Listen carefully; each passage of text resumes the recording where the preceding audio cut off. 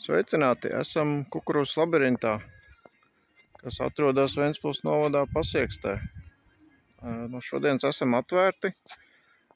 Šeit viņš ir. Sākums, finišs. Laipni lūgti ierasties un pamēģināt savas orientēšanās spējas kukurūzā. Vēl ir iespēja piedalīties tādā spēlē.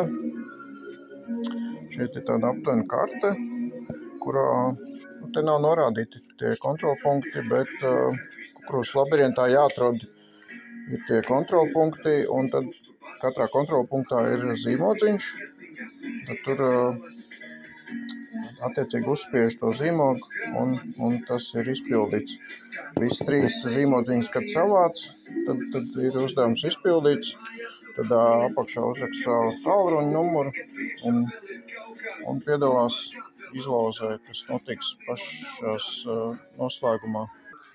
No sākuma domājam strādāt no 10 līdz 10 vakarā. Tā kā ieejas biļete 5 eiro. Vēl var pastāstīt, ka tas Kukurūzas labirints aizņem apmēram pusstundu līdz stundu laika.